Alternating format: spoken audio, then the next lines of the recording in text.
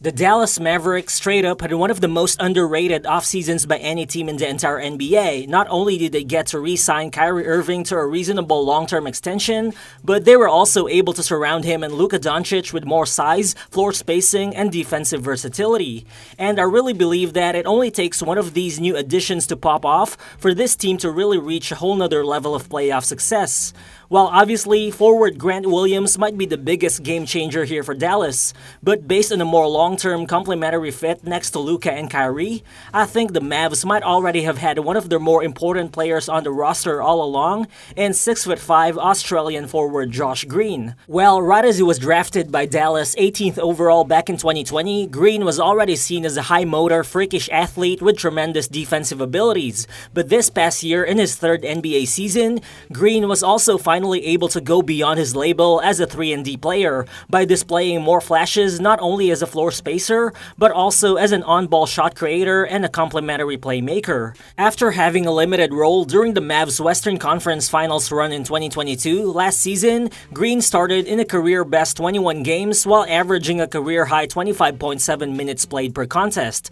Well, the career-high 9 points per game he averaged isn't eye-popping for sure, but the thing is, despite the higher usage and the more expanded role, Green still shot more than 64% from the field and more than 40% from 3, which are also both career highs. Further, the advanced numbers also support how Green's scoring production really equated to the types of shots he's been taking, as the 64.5 true shooting percentage he produced was also the 5th best mark in the entire NBA among all forwards who played at least 1,000 minutes last season, only behind Kevin Durant, Corey Kispert, Trey Murphy, and Jimmy Butler. So what's good everyone, it's Real Balls here, and today we'll dive deeper into the two-way game of Josh Green and why he is the Dallas Mavericks' biggest X-factor. So let's get to it.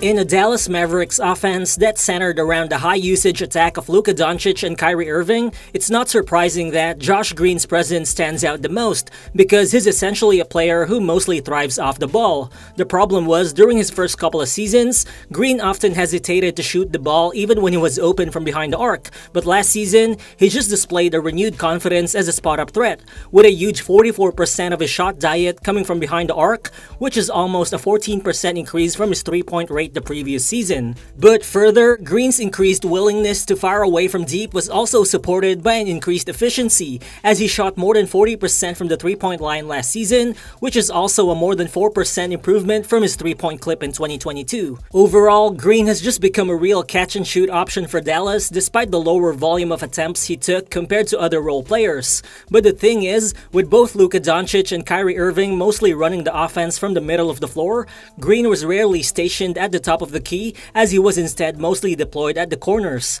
Almost 70% of his three-point attempts last season came from the corners, and it definitely helped Dallas that he was one of the most efficient corner shooters in the entire NBA, as his 39% three-point mark from the corners was the 9th best clip among all 64 players to attempt at least 2 corner threes per game. But also, another way Josh Green thrives playing off the ball is by using his ability as a cutter. He's a high flyer who can get buckets by simply using his straight line speed and athleticism to move out of curls and backdoor screens as he finds his way to the basket. Well, sure, Dallas still typically plays at a slower and more methodical pace to utilize the pick-and-roll genius of Luka Doncic, but with Kyrie Irving adding a more quick-hitting vibe to the Mavs half-court offense, the complementary rim pressure of Josh Green should now be highlighted even more, and in the long run, you could just expect Luka and Kyrie to continue setting him up for easy finishes around the basket. However, Green doesn't always have to rely on being set up by teammates as well. Last season, he also displayed an increased level of off-the-dribble shot-making himself. Again, with the emerging confidence he's displayed as a spot-up threat, defenders have been closing out harder on him from the perimeter, and in response, Green has also been more aggressive in terms of attacking these closeouts off the dribble, using his explosiveness to get to the paint. And when he's near the basket, his core strength and freakish athleticism also allows him to finish at a really high level even against contact. contact. This is supported by Green's over-the-top 78% shooting clip at the rim last season, which actually ranked in the 96th percentile among all wing players in the entire NBA, which is totally impressive, especially for a guy like Green who only stands 6'5". In this pick-and-roll sequence, you can see Luka finding Josh Green on the weak side, and before his defender is even able to close out, Green uses his speed and strength as he just bulldozes Pat Connaughton on his way to finishing right at the basket. But this time, you can see Green actually creating for himself. Using the high screen by Doncic, he gets a full head of steam. Andrew Wiggins meets him at the paint, but Green uses his strength and verticality to finish even against contact. However, Green's offensive impact isn't just limited to scoring, as he's also a tremendous connective passer in the half court. He's not necessarily a point forward type of player, but Green is really good at mapping the floor and at finding his teammates before hitting them with some wild kick-out passes or drop-off dimes around the paint. He's just a creative decision maker with the ball, who last season produced a .67 assist to usage ratio, which actually ranked in the 60th percentile of the entire NBA. Right here, you can see Kyrie running a side pick and roll, and as soon as the defense hedges, he just finds Green, who immediately attacks the closeout and attracts the paint defense before he makes the beautiful weak side pass to Theo Pinson, who hits the wide open three-pointer. This time, Green does it off the pick and roll himself. He initially looks to hit Dwight Powell with the entry pass, but then watch how he identifies the open cutting lane on the weak side, hitting Reggie Bullock with the precise bullet bounce pass right under the basket. Ironically though, Dallas as a team ranks near the bottom of the league in most assist-related categories. Last season, they ranked 28th in assists per game and 25th in assist percentage, which might appear to be shocking given the elite playmaking of Luka Doncic. But overall, the numbers just illustrate how dependent the Mavs have been on Luka's unassisted scoring. So I think next season, it would be ideal for Dallas to utilize more of Josh Green's secondary passing and decision-making, because after all, he should just be able to find teammates much more easily, especially with a full season of Luka and Kyrie creating initial advantages on offense. But beyond what he does on the half court, Josh Green's playstyle arguably shines even more on the open floor, where he's able to really showcase his energy and high motor.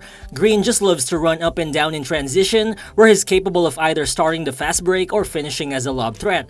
In fact, when Green is on the court, the Mavs' transition rate increases by 4.8%, and their transition points per 100 possessions also increases by a whopping 26.8%. Well, the thing is, the Mavs' more methodical and slower half-court pace still definitely works for the team, as they've constantly become one of the league's top-rated offensive teams the past couple years.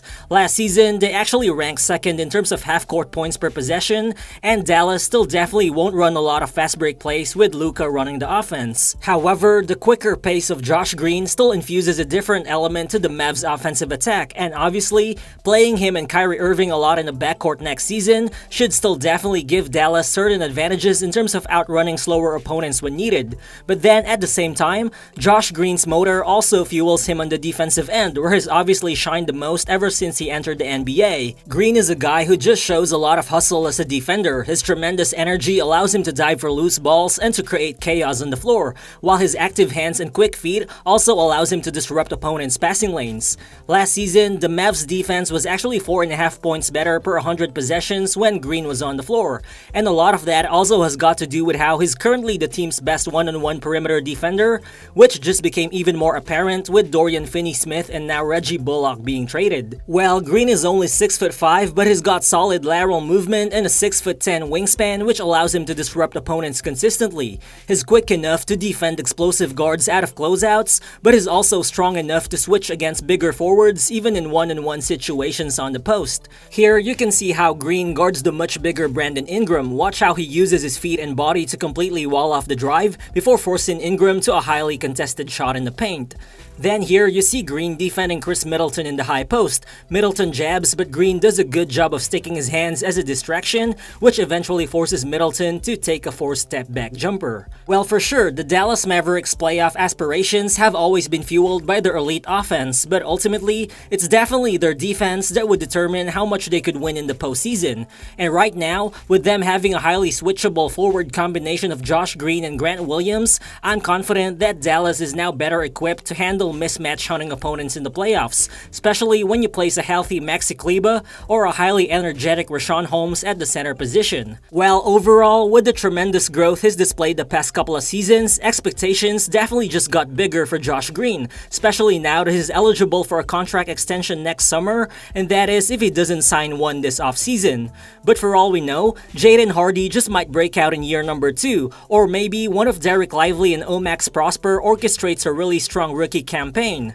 But in the Mavs playoff series next season, out of the team's young players, out of Luka Doncic obviously, I think Josh Green still holds the most immediate value, simply because of the unparalleled two-way skill set that he brings to the table. So thank you guys if you've actually made it this far into the video, and what do you think is actually the ceiling for Josh Green? Feel free to drop your thoughts in the comment section below, and again, if you're new to the channel, please consider subscribing as well. Again, this is Real Balls, and I'll see you on the next one. Peace.